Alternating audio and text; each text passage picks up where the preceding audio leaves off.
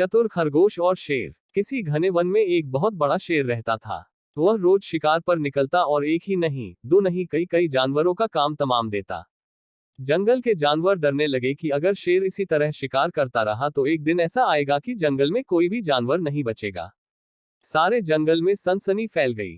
शेर को रोकने के लिए कोई न कोई उपाय करना जरूरी था। एक दिन जंगल के सारे जानवर इकट्ठा हुए और इस प्रश्न पर विचार करने लगे। अंत में उन्होंने तय किया कि वे सब शेर के पास जाकर उनसे इस बारे में बात करें। दूसरे दिन जानवरों के एक दल शेर के पास पहुंचा। उनके अपनी ओर आते देख शेर घबरा गया और उसने गरज कर पूछा, क्या बात है? तुम सब यहाँ क्यों आ रहे हो? जानवर दल के नेता ने कहा, महाराज, हम आपके पास निवेदन करने आए हैं। आप राजा हैं और हम आपकी प्रजा। जब आप शिकार करने निकलते हैं तो बहुत जानवर मार डालते हैं।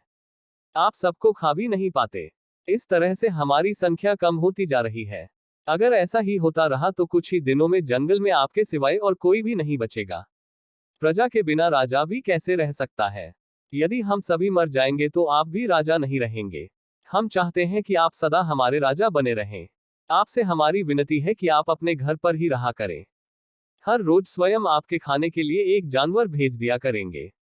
इस तरह से राजा और प्रजा दोनों ही चैन से रह सकेंगे। शेर को लगा कि जानवरों की बात में सच्चाई है। उसने पल भर सोचा, फिर बोला, अच्छी बात है, मैं तुम्हारे सुझाव को मान लेता हूँ। लेकिन याद रखना, अगर किसी भी दिन तुमने मेरे खाने के लिए पूरा भोजन नहीं भेजा तो मैं जितने जानवर चाहूंगा मार डालूंगा। जानवरों के पास तो और कोई चारा नहीं, इसलिए उन्होंने शेर की शर्त मान ली और अपने अपने घर चले गए। उस दिन से हर रोज शेर के खाने के लिए एक जानवर भेजा जाने लगा। इसके लिए जंगल में रहने वाले सब जानवरों में से एक एक जानवर बारी बारी से चुना जाता था। कुछ दिन बाद खरगोशों की बारी भी आ गई। शेर के भोजन के लिए एक नन्हे से खरगोश को चुना गया। वह खरगोश जितना छोटा था उतना ही चतुर भी था। उसने सोचा, बेकार में शेर के हाथों मरना मूर्खता है। अपनी जान बचाने का कोई न कोई उपाय अवश्य करना चाहिए, और हो सके तो कोई ऐसी तरकीब ढूंढनी चाहिए जिससे सभी को इस मुसीबत से सदा के लिए छुटकारा मिल जाए। आखिर उसने एक तरकीब सोच ही निकाली। खरगोश धीरे धीरे आराम से शेर के घर की ओर चल पड़ा। जब वह शेर के पास पहुंचा तो बहुत देर हो चुकी थी। भूख के मारे शेर का बुरा हाल हो रहा था। जब उसने सिर्फ एक छोटे से खरगोश को अपनी ओर आते देखा तो गुस्से से बौखला उठा और गरज कर बोला, किसने तुम्हें भेजा है? एक तो पिद्दी जैसे हो, दूसरे इतनी देर से आ रहे हो। जिन बेवकूफों ने तुम्हें भेजा है मैं उन सबको ठीक करूंगा। एक एक का काम तमाम न किया तो मेरा नाम भी शेर नहीं। नन्हे खरगोश ने आदर से जमीन तक झुककर, महाराज, अगर आप कृपा करके मेरी बात सुन ले तो मुझे या और जानवरों को दोष नहीं देंगे। वे तो जानते थे कि एक छोटा सा खरगोश आपके भोजन के लिए पूरा नहीं पड़ेगा, इसलिए उन्होंने 6 खरगोश भेजे थे। लेकिन रास्ते में हमें एक और शेर मिल गया। उसने 5 खरगोशों को मारकर खा लिया। यह सुनते ही शेर दहाड़ कर बोला, क्या कहा? दूसरा शेर? कौन है वह? तुमने उसे कहाँ देखा? महाराज, वह तो बहुत ही बड़ा शेर है, खरगोश ने कहा। वह जमीन के अंदर बनी एक बड़ी गुफा में से निकला था। वह तो मुझे ही मारने जा रहा था, पर मैंने उससे कहा, सरकार, आपको पता नहीं कि आपने क्या अंधेर कर दिया है। हम सब अपने महाराज के भोजन के लिए जा रहे थे, लेकिन आपने उनका सारा खाना खा लिया है। हमारे महाराज ऐसी बातें सहन नहीं करेंगे।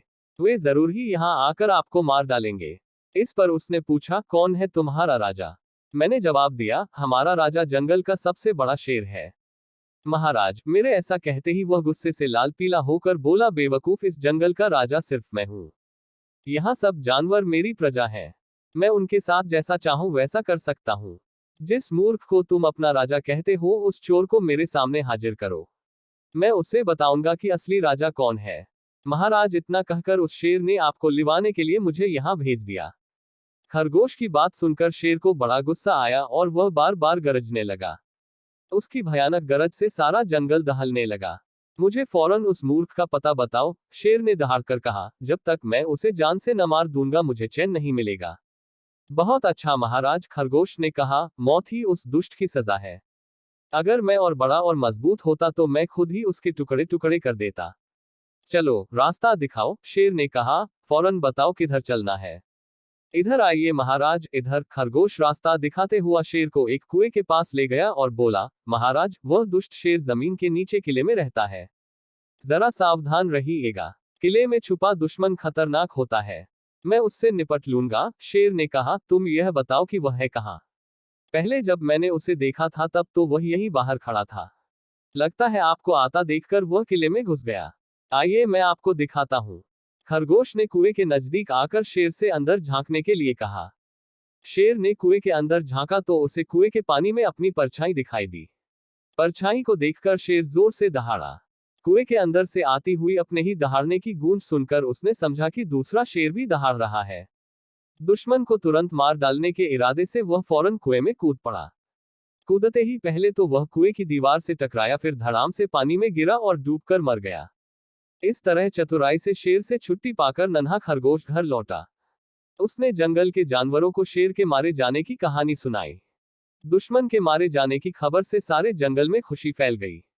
जंगल के सभी जानवर खरगोश की जय जयकार करने लगे। सीख: घोर संकट की परिस्थितियों में भी हमें सूझबूझ और चतुराई से काम लेना चाहिए और आखिरी दम तक प्रयास करना चाहिए। सूझबूझ और चतुराई से काम लेकर हम भयंकर संकट से उबर सकते हैं और बड़े से बड़े शक्तिशाली शत्रु को भी पराजित कर सकते हैं।